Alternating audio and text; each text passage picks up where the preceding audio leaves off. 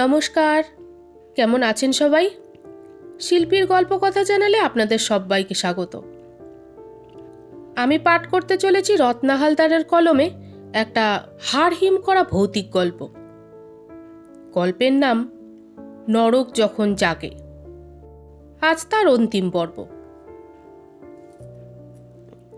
শিবাঙ্গীর কথা শুনে আঁতকে ওঠে মধুরিমা। বিস্ময়ের আতিশয্যে ওর কণ্ঠ ফুঁড়ে বেরিয়ে আসে আর্তনাদ। বিদ্যুৎ পৃষ্ঠের মতো থরথরিয়ে কাঁপতে কাঁপতে মধুরিমা বলে ওঠে, কি পাগলের প্রলাপ বলে চলছেন আপনি? সমীর মরতে যাবে কেন? আর সে আমাকেই বা মারতে যাবে কেন? শিবাঙ্গী শান্ত শীতল কণ্ঠে বলে ওঠে, গত দুদিন ধরে সমীরের সাথে আপনার ফোনে কথা হয়েছে? প্রশ্ন শুনে থমকে যায় মধুরিমা। চকিতে তার কিছু একটা মনে পড়ে যায়। আনমনেই বোধহয় বলে ওঠে, না তো, গত কাল পরশু সমীর ফোন করেনি আমায়। আমি বার কয়েক চেষ্টা করেছিলাম যোগাযোগ করতে, কিন্তু ওর নম্বরটা নট রিচেবল বলছিল। আমি ভেবেছিলাম হয়তো। মধুরিমার অসম্পূর্ণ কথা শিবাঙ্গী পূর্ণ করে বলে, ভেবেছিলেন হয়তো সে আপনাদের দেশ ছেড়ে পালানোর জন্য প্রয়োজনীয় সব কিছুর জোগাড় করায় ব্যস্ত রয়েছে। কিন্তু কি জানেন মধুরিমা, আসল সত্যিটা হলো সমীর দেশ ছাড়ার জন্য নয়, আপনার থেকে পালিয়ে চলে যাচ্ছিল বহুদূরে। কেন জানেন? কারণ আপনার বিয়ের পর সে আরও একবার আরেকজনের সাথে সম্পর্কে জড়িয়ে পড়েছিল, কিন্তু আপনাকে সে বিষয়ে ঘুণাক্ষরেও সে জানতে দেয়নি। শুধু তাই নয়, সমীর তাকে নিয়ে এখান থেকে বহু দূরে পালিয়ে গিয়ে ঘর বাঁধার স্বপ্ন দেখেছিল, তাও আপনার দেওয়া গয়না আর টাকার মদতে। তার আপনার সাথে কোনো লেনাদেনা ছিল না। অসিতকে মাদকাসক্ত করে আপনার সহায়তায় তার অর্থ হাতিয়ে নিয়ে সমীর চেয়েছিল নিজের পথ সুগম করতে। হয়তো সে সফল হয়েও যেত, কিন্তু তার পথে বাধা হয়ে দাঁড়ায় আরেকজন। এতটুকু বলেই থেমে যায় শিবাঙ্গী।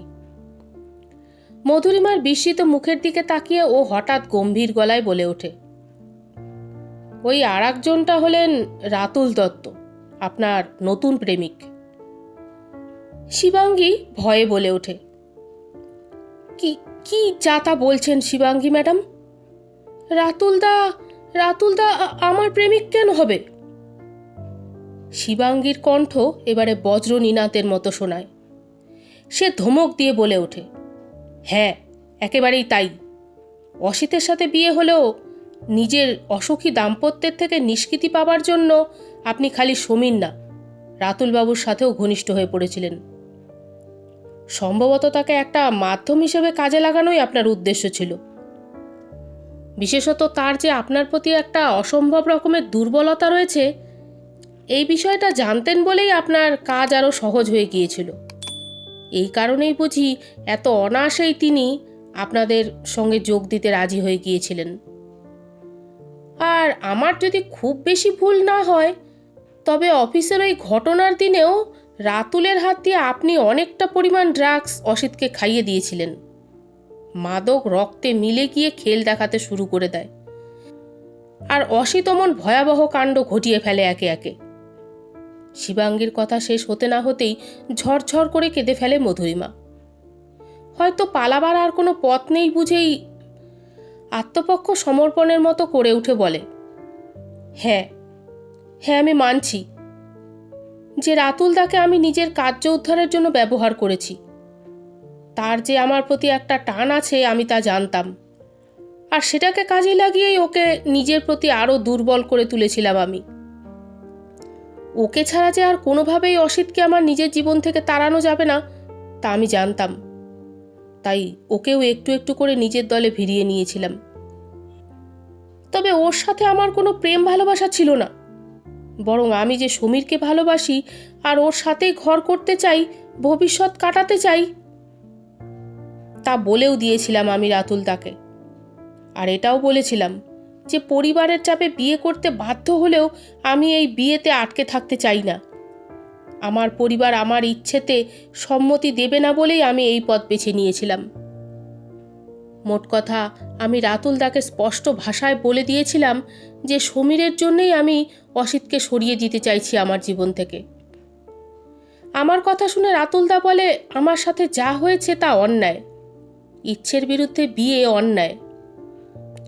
তার থেকেও বড় অন্যায় হলো যাকে মন থেকে ভালোই বাসি না তার সাথে জবরদস্তি সারাটা জীবন কাটানো।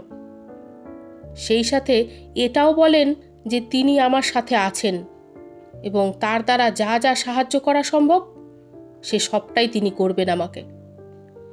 সেই মতো যেদিন কঙ্কালীতলায় ওই তান্ত্রিকের কাছে আমি আর সমীর গিয়েছিলাম, সেদিন রাতুলদাও আমাদের সঙ্গে গিয়েছিলেন।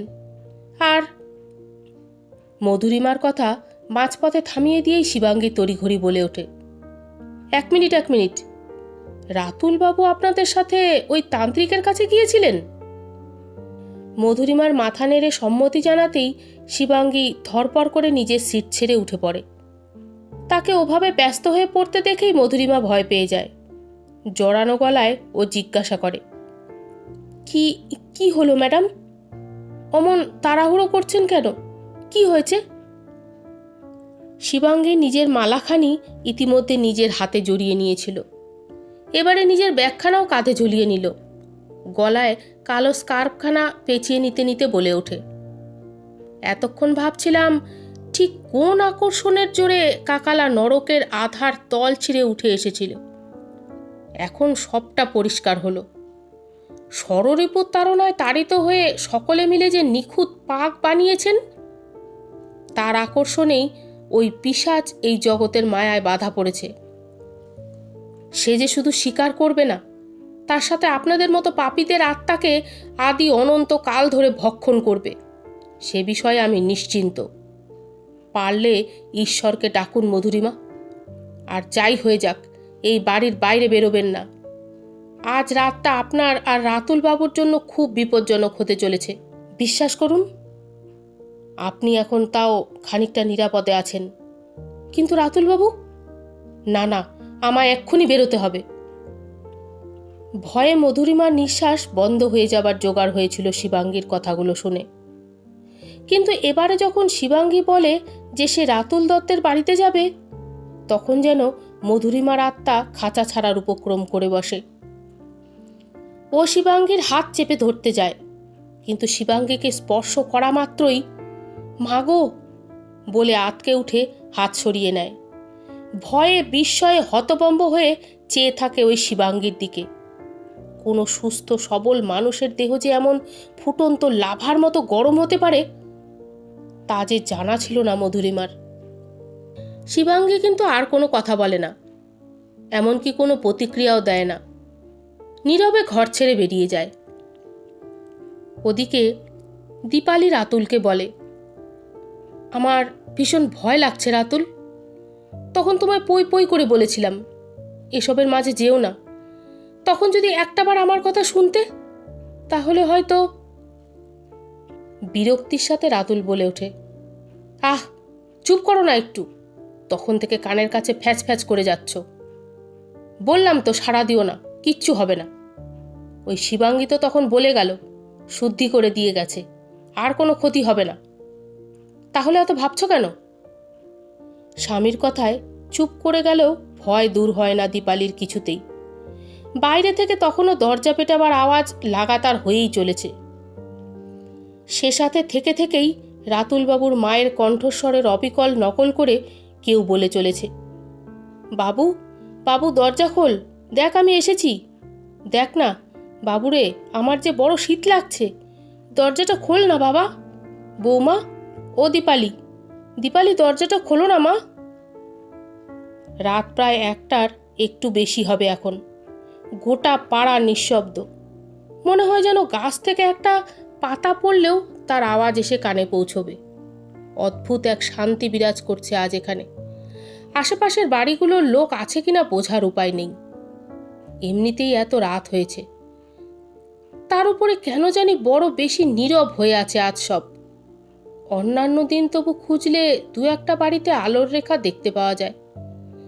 হয়তো কোনো শিক্ষার্থী পরীক্ষার পড়া পড়ত, বা হয়তো কোনো অফিস কর্মী রাত জেগে পরের দিনের কাজগুলো গুছিয়ে নিত। কিন্তু আজ সেসবের কিছুই চোখে পড়ে না। সবাই যেন নিঃশব্দে কিছু ভয়াবহ ঘটনার প্রতীক্ষার প্রহর গুনছে। খানিক আগেই হঠাৎ দপদপ করে বার কয়েক কেঁপে উঠেই রাতুলের বাড়ির সবকটি বৈদ্যুতিক আলো বন্ধ হয়ে গেল একসাথে। বাড়িতে এখন খালি দীপালি আর রাতুল রয়েছে। এছাড়া পুরোপুরি ফাঁকা বাড়ি। দীপকও বাড়ি ফিরে গেছে। সকাল থেকে একের পর এক যা ঘটে চলেছে তা দেখে দীপালির ভাই দীপক তাকে নিজের সাথে নিয়ে যেতে চেয়েছিল। সে বুঝে গেছিল এখানে এ বাড়িতে রাত কাটানো নিরাপদ নয় কারোর জন্য। তাই দিদিকে বারবার বলেছে নিজের সাথে চলার জন্য, কিন্তু দীপালি যায়নি। স্বামীকে অসহ্যের মধ্যে ফেলে রেখে বাপের ঘরে গিয়ে নিশ্চিন্তে থাকতে পারবে না বলে সাফ জানিয়ে দেয় সে। বিশেষ করে মাকে দাহ করে আসবার পর থেকেই রাতুলের চোখে মুখে লেগে থাকা ভয়ের ছাপকে স্পষ্ট দেখেছে দীপালি। স্বামীকে আড়ালে নিয়ে বার কয়েক জিজ্ঞাসা করেও উত্তর না পাওয়ায় শেষে দীপকের কাছে জানতে চেয়েছে। এতে দীপক যা বলেছে তাতে দীপালির গায়ে কাঁটা দিয়ে উঠেছে নিমেষে। শ্মশানে কাঠের চিতা থাকলেও ইলেকট্রিক চুল্লিতেই মাকে দাহ করার সিদ্ধান্ত নিয়ে অন্তিম সংস্কার করছিল রাতুল। সব কিছু ঠিকঠাক মতো হলেও সবশেষে মুখাগ্নির জন্য পাটকাঠি ধরাতে গেলে কোনো মতেই সেটি ধরতে চায় না। অবশেষে গতিক ভালো না বুঝে সেখানকার ব্রাহ্মণ বলেন ওভাবেই সব চুল্লিতে দিতে। রাতুল নিজেও তাতেই মত দেয়, কিন্তু সেখানেও বাধে গোল। বৈদ্যুতিক চুল্লির যে ট্রলিতে সব শোয়ানো হয় তার চাকা হঠাৎ জাম হয়ে যায়। হাজার চেষ্টা করেও ট্রলিকে চুল্লির মুখ পর্যন্ত ঠেলে নেওয়া যায় না। ব্রাহ্মণ ভদ্রলোক এত বাধা বিপত্তি দেখে কিছু একটা আঁচ করে নিয়ে পিস্টান দেন। শুধু যাওয়ার আগে বলে যান চুল্লিতে না হলে কাঠের চিতায় দিয়ে হলেও ওই দেহকে দাহ করো বাছারা। গতিক ভালো বুঝছি না, এমন অশুভ লক্ষণ আমার 65 বছরের জীবনে আমি কোনো দিন দেখিনি। অপঘাতে মরণ হলেও তার দাহ কাজে এমন বাধা পড়তে দেখিনি কোনো দিনও আমি।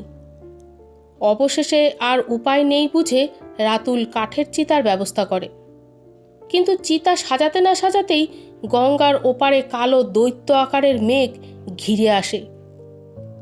শুরু হয় ঝড় বৃষ্টি।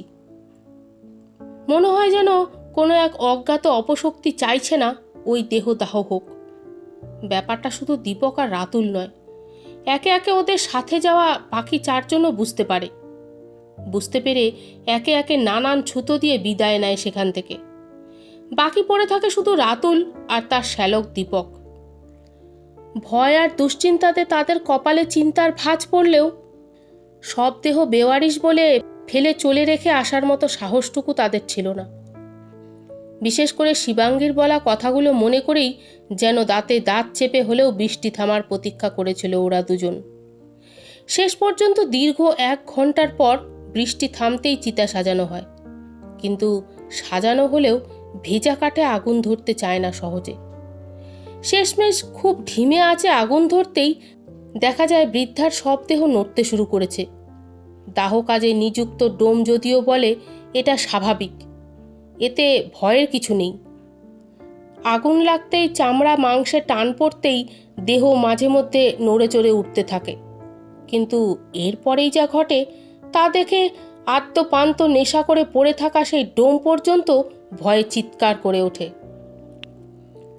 এরপরের ঘটনা বলি, ভাই দীপকের মুখে যা শুনেছিল দীপালি তা মনে করে এখনো গায়ে কাটা দিচ্ছে ওর শাশুড়ি মায়ের মরদেহ নাকি নড়াচড়া করতে করতে শটান উঠে বসে পড়ে চিতার উপরে, আর ঘাড় পুরোপুরি ঘুরে যায় অদূরে দাঁড়িয়ে থাকা রাতুলের দিকে।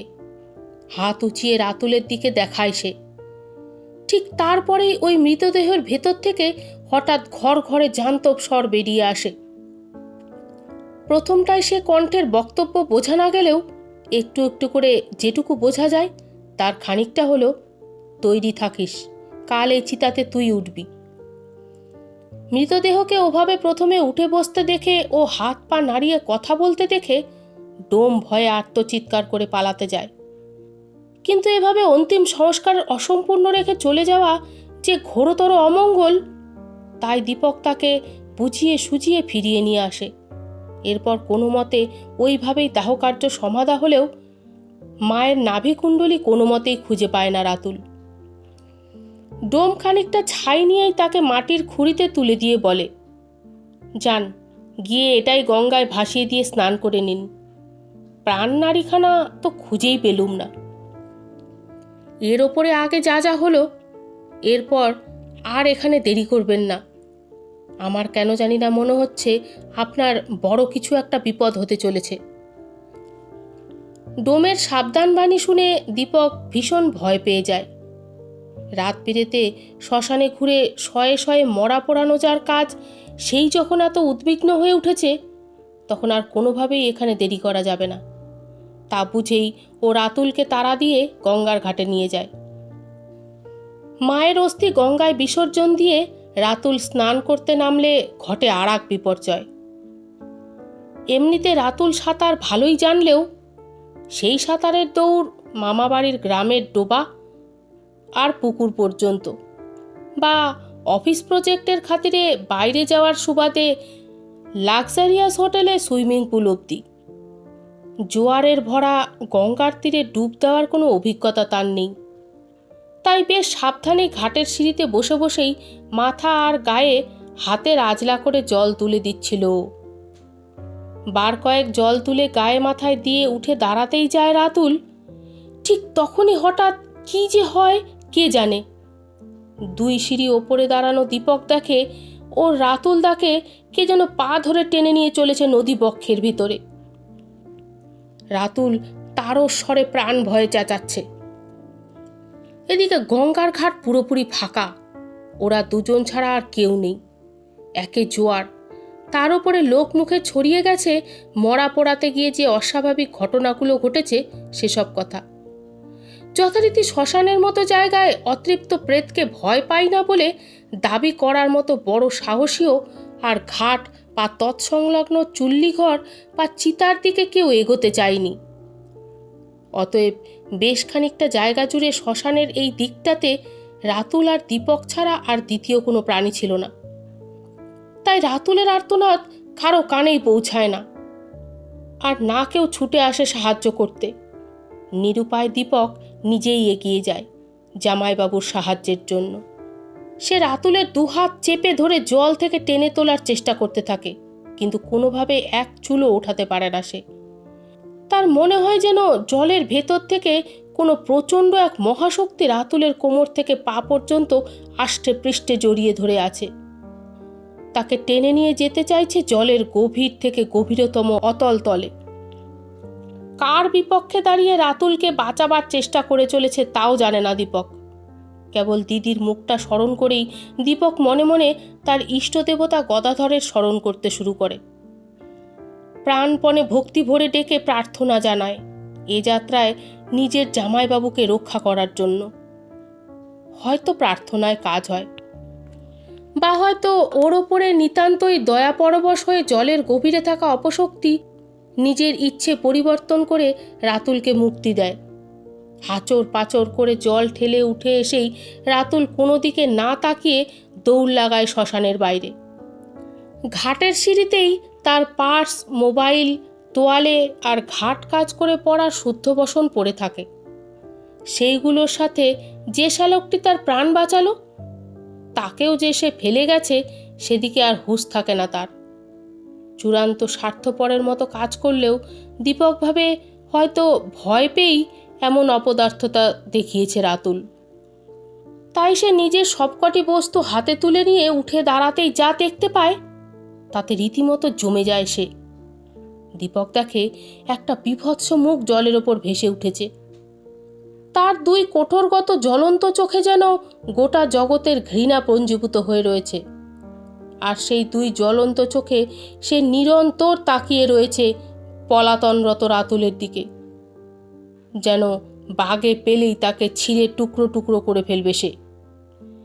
বলা বাহুল্য, এ যেই হোক, কোনো শুভ শক্তি যে নয় তা বেশ বোঝে দীপক। সে সাথে এটাও বোঝে যে তার লক্ষ্য ও নয়, তার লক্ষ্য হলো রাতুল। কারণ তার দিকেই পলকবিহীন নেত্রে তাকিয়ে রয়েছে সে। কিন্তু ওই অপশক্তির আকর্ষণ এতটাই প্রগাঢ় ছিল যে তার দিক থেকে নজর ঘোরাতে পারেনি দীপক। উদ্ভ্রান্তের মতো তার দিকে তাকিয়েছিল সে। হঠাৎ পিছন থেকে মৃদু ঠেলা খেতেই তার ঘোর ভাঙে এবং ফিরে দেখে তাদের সেই ডোম ভয় জড়ানো কৌতূহলী দৃষ্টি নিয়ে তার পেছনে দাঁড়িয়ে রয়েছে। দীপক ঘুরে তাকাতেই সে বলে, শ্মশান ঘাটে এই সন্ধে রাত্রে এমন একা একা দাঁড়িয়ে থাকবেন না বাবু। জলে ডাক দেয়, একবার সে ডাকে সাড়া দিলেই কিন্তু মরণ নিশ্চিত। রাত বাড়ছে, যান বাড়ি যান। এরপর আর দীপকের ওখানে থাকার সাহস হয়নি। তাছাড়া ঘাট কাজ নমনম করে হলেই প্রায় হয়েই গেছিল।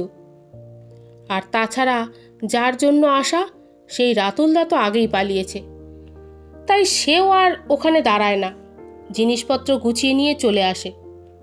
কিন্তু ফেরার সময় তার মনে হয় তারা একা নয়, আবছায়া আধারে গা ঢেকে আরও কেউ আসছে তাদের সাথে।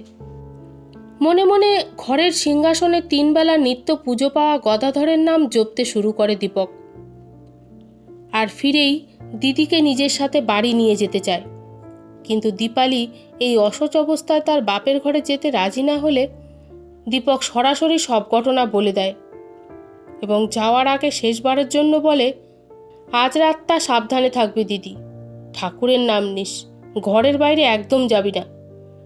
রাতুল তাকে নজরে নজরে রাখিস। আমার মন বলছে ওর বড় কোনো বিপদ হতে পারে।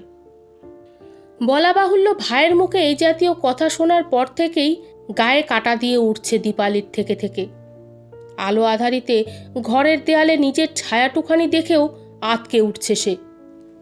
যদিও রাতুল বাড়ি ফেরার আগেই সারা বাড়িতে আলো জ্বেলে রেখেছিল, এমনকি লোকাল ইলেকট্রিক্যাল দোকানে খবর দিয়ে বাড়ির বাইরে গেটের মুখটায় একটা বড় আলো লাগাবার ব্যবস্থা করেছিল।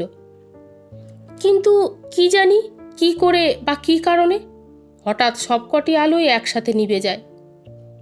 এদিকে মেন সুইচ পরীক্ষা করে দেখেছে রাতুল, সেখানে কোনো সমস্যাই নেই। তাহলে তাহলে কি হলো? তবে কি দীপক যা বলে গেছে সেটাই সত্যি হতে চলেছে? মনের ভিতরে এই আশঙ্কা নিয়ে দীপালি এগিয়ে যায় কিচেনের দিকে। সেখানে মোম আর দেশলাই রাখা রয়েছে, কিন্তু গুমোট আধারে এভাবে আর থাকা চলে না কোনো মতে। কিচেনের ড্রয়ার খুলে দেশলাই আর মোম বের করে আলো জ্বালাতেই নরম আলোর শিখায় আধার পুরোপুরি না মুছলেও একটা আলো আধারিময় ছায়া ছায়া পরিবেশ তৈরি হয় ঘর জুড়ে। আলো হাতে নিয়ে ঘরের দিকে পা বাড়াতে যায় দীপালি। ঠিক তখনই তার চোখে পড়ে যায় কিচেনের খোলা জালনার দিকে। ঘন আধারে গা ঢাকা দিয়ে এক ছায়ামূর্তি দেখতে পায় সে। খানিকটা ভয়, খানিকটা কৌতূহল নিয়েই হাতে ধরে থাকা মোমবাতিটা উঁচিয়ে ধরে দীপালি ওদিকে। আর সাথে সাথেই নিজের ভাই দীপককে ক্ষত বিক্ষত রক্তাক্ত অবস্থায় দাঁড়িয়ে থাকতে দেখে আঁতকে ওঠে ও। দীপালি আতঙ্কিত স্বরে তাকে কিছু জিজ্ঞাসা করতেই যায়, কিন্তু তার আগেই দীপক নিজেই বলে ওঠে, ও আমাকে ছাড়বে না দিদি, মেরে ফেলবে আমাকে, মেরে ফেলবে, আমায় বাঁচা। ভাইয়ের আর্তচিৎকারে দীপালি আর স্থির থাকতে পারে না। শিবাঙ্গীর নিষেধ বা ভাইয়ের সাবধানবাণী ভুলে যায় ও। হাতে ধরা মোমটা মেঝেতে ফেলে দিয়েই দৌড়ে চলে যায় বাড়ির বাইরে। ভাইয়ের দুশ্চিন্তায় সে খেয়ালও করে না যে ওই মোম সরাসরি গিয়ে পড়েছে তার পায়ের কাছে রাখা আতপ চাল ও ফলমূলে ঠাসা কাপড়ের ব্যাগের ওপরে। রাতুল সে সময় ভেতরের ঘরে ফোনে ব্যস্ত। শিবাঙ্গী ম্যাডামকে সব কিছু জানাতে হবে। শ্মশানের ঘটনা বা এখন পর্যন্ত যা যা ঘটেছে সেসব বলতে হবে তাকে। তাই দোনামোনা করে হলেও শিবাঙ্গীকে ফোন লাগাবার চেষ্টা করেছে সে, কিন্তু যে কোনো কারণেই হোক কিছুতেই কল লাগছে না তার। তাই স্ত্রী যে তার দরজা খুলে পাগলের মতো ভাইকে বাঁচাতে বেরিয়ে গেছে সে খবর সে জানে না। তবে তাল কাটতেও বেশি সময় লাগে না। যখন নাকে একটা পোড়া গন্ধ এসে পৌঁছায় তখন হুঁশ ফেরে রাতুলের। কি পুড়ছে বা ও গন্ধ আসছে কোথা থেকে তাই দেখতে গিয়ে নজর যায় কিচেনের দিকে। দেখে সেখানে দাউ দাউ করে আগুন জ্বলছে। যে জ্বলন্ত মোম দীপালি ফেলে রেখে ছুটেছিল তার থেকেই প্রথমে ওই ব্যাগের থলেতে এবং তার পরপর আশেপাশে রাখা প্লাস্টিকের কন্টেনারগুলোতেও আগুন ধরে যায়। সামান্য মোমের শিখা এখন রীতিমতো লেলিহান চিতার আগুনে পরিণত হয়েছে। আগুন কিভাবে লাগলো, কে লাগালো, তখন এসব ভাববার সময় রাতুলের ছিল না। তাই সে টেবিলে রাখা জলের জগ উপুর করে ঢেলে দিয়ে ওই আগুন নেভাবার চেষ্টা করে। কিন্তু আগুন তাতে নেভে না, বরং আরও দাউ দাউ করে জ্বলে ওঠে। মনে হয় যেন জল নয়, পেট্রোল পড়েছে তাতে। এবারে ভয় হয় রাতুলের। স্ত্রীকে আশেপাশে দেখতে না পেয়ে, দীপালি, দীপালি, কোথায় গেলে তুমি? আগুন লেগেছে দেখোনি বলে চেঁচিয়ে ওঠেও। তার সাথে সাথেই সিঙ্ক লাগোয়া বেসিনের কল খুলে জগ ভরে জল ঢালতে থাকে আগুনের ওপরে। তাতে খানিক কাজ হয়। এবার আগুনের শিখা ধীরে ধীরে থিতিয়ে পড়তে শুরু করে, আর একসময় গুমোট ধোয়ার কুণ্ডলি আর বিকট পোড়া গন্ধের রেশ রেখে নিভে যায় আগুন। ঘরের সব জানলা দরজা বন্ধ, তাই এত ধোয়ার ভেতরে শ্বাস নিতে কষ্ট হতে থাকে রাতুলের। কাস্তে কাস্তেও বেরিয়ে আসে কিচেন থেকে, আর তারপরেই চোখ চলে যায় অদূরে হাট করে খোলা দরজার বাইরে। দেখে এক মাথা খোলা চুল, সাদা শাড়ির আঁচল সম্পূর্ণ মাটিতে লুটিয়ে নিয়ে দীপালি দরজার বাইরে দাঁড়িয়ে আছে। স্ত্রীকে ওভাবে দাঁড়িয়ে থাকতে দেখে রেগে যায় রাতুল।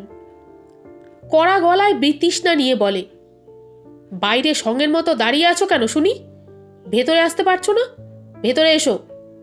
কিচেনে আগুন লেগে কি কাণ্ডটাই না বেঁধেছিল। তখন থেকে কত চেষ্টা করে তবে গিয়ে আগুন নিভল। এত করে ডাকলাম তোমায়, কোথায় গেছিলে মরতে? আর এখন বাইরে দাঁড়িয়ে আছো কি করতে? ভেতরে এসো তাড়াতাড়ি, ভেতরে এসে দরজাটা লাগাও। রাতুলের আহ্বানে ভেতরে ঢুকে আসলেও দরজাখানা লাগায় না দীপালি। দরজা হা করে খোলা পড়ে থাকে। সেদিকে তাকিয়ে রাগে গা জ্বলে ওঠে রাতুলের। তিক্ত চোখে স্ত্রীর দিকে তাকাতেই দেখে সে খুব অদ্ভুত দৃষ্টিতে ওকেই দেখছে। এই দৃষ্টি রাতুলের অচেনা। এই দৃষ্টির অর্থও জানে না। এমনভাবে আগে কখনো দীপালিকে ওর দিকে তাকাতে দেখেনি রাতুল। কিন্তু এখন দৃষ্টির অর্থ বোঝার সময় নেই। শ্মশানে যা হয়েছে তারপর আর ওই দরজা খুলে রাখার মতো মনের জোর ওর নেই। বাড়ি ফিরে পই পই করে তাই দীপালিকে বলেছিল, যাই হয়ে যাক দরজা খুলবে না। কিন্তু দীপালি ওর সেই নিষেধ তো শোনেইনি। উল্টে পুরো দরজাটা এমন হাঁ করে খুলে রেখে দিয়ে ওই অপশক্তিকে খোলা নিমন্ত্রণ জানাচ্ছে। বলা বাহুল্য, রাগ তো হবেই। আর তাই রাগের মতোই কঠিন গলায় সে বলে ওঠে, দরজাটা কে বন্ধ করবে? ওটা লাগাতে কি আলাদা করে বলতে হবে নাকি? রাতুলের মুখের কথাটা শেষ হতে না হতেই হঠাৎ ধরাম করে আপনা হতেই দরজার পাল্লা দুটো বন্ধ হয়ে যায়। রাত অনেক, চতুর্দিক নিস্তব্ধ হয়ে আছে। শহরের রাজপথে আজ মানুষ তো দূর, একটা কুকুর বেড়ালের পর্যন্ত দেখা পায়নি শিবাঙ্গী এতক্ষণ। এমনকি পথের ধারের সারিবদ্ধভাবে দাঁড়িয়ে থাকা গাছগুলোর পাতা পর্যন্ত নড়ছে না। সবকিছু কেমন যেন অস্বাভাবিক রকম শান্ত হয়ে রয়েছে। গোটা জগতে প্রাণের স্পন্দন বলতে আর কিছু নেই। আজকের এই রাত যে অন্য যে কোনো রাতের থেকে আলাদা তাও জানে। এই রাত বাকি যে কোনো রাতের তুলনায় অনেক বেশি কালো, নীরব আর কুটিল। নরকের আধার অতল থেকে উঠে আসা এক ভয়ঙ্কর পিশাচ যে আজ নিজের শেষ শিকারে বেরিয়েছে। তাকে কি পারবে শিবাঙ্গী থামাতে? পারবে কি জন্ম মৃত্যুর মাঝের সূক্ষ্ম সমান্তরাল রেখার ওপারে এই প্রেতকে পাঠিয়ে দিতে?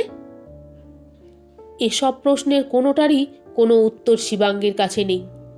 আর ওর মধ্যে এ নিয়ে কোনো উৎকণ্ঠাও আর নেই। ও খালি জানে রাতুল আর দীপালির এখন ওর সাহায্যের প্রয়োজন। আর ও নিজে ছাড়া এদের সহায়তা করতে আর কেউ পারবে না, হয়তো বা ঈশ্বরও না। কারণ আদি অনন্তকাল ধরে নরকের গভীর অতলে বিরাজমান নরক জীবকে শুধু নরক রক্ষীর দ্বারাই সামলানো সম্ভব। মনে মনে প্রেত কবজের অবিরাম পাঠ করতে করতে পথ হেঁটে চলেছে শিবাঙ্গী। রাতুলবাবুর পাড়ার মুখে এসে হাজির হতেই ওর পা হঠাৎ থেমে যায়। শরীর হঠাৎ কয়েক টন পাথরের চাইয়ের মতো ভারী হয়ে ওঠে। গোটা শরীরে তড়িৎ প্রবাহের মতো অনুভূতি হতে থাকে। বিপদ যে অবশ্যম্ভাবী ঘটতে চলেছে তা বুঝতে আর সমস্যা হয় না শিবাঙ্গীর। নরক জীব কাকালা যে নিজের শিকারের খুব কাছে পৌঁছে গেছে, এই সমস্তটা তারই ইঙ্গিত।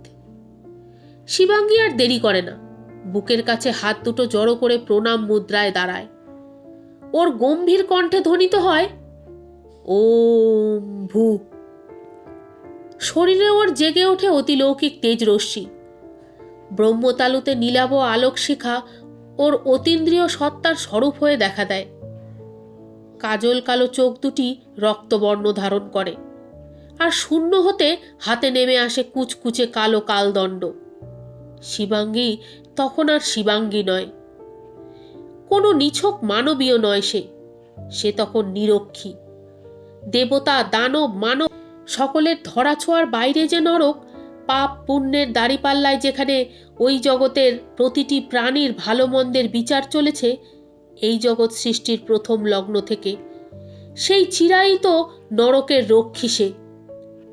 এক হাতে কালদণ্ড আর অপর হাতে রুদ্রাক্ষের মালাখানা নিয়ে এগিয়ে চলে শিবাঙ্গী। ওর পা মাটি স্পর্শ করছে না আর, ভূমি থেকে 2 আঙ্গুল উঁচুতে বাতাসে ভেসে রয়েছে ওর দেহ। এই অবস্থায় কেউ যদি ওকে দেখে তাহলে হয়তো মূর্ছা যাবে, কিন্তু সে সুযোগ নিরক্ষী রাখেনি কারোর জন্য। মায়ামন্ত্রে গোটা পাড়াকেও বেঁধে ফেলেছে ইতিমধ্যে।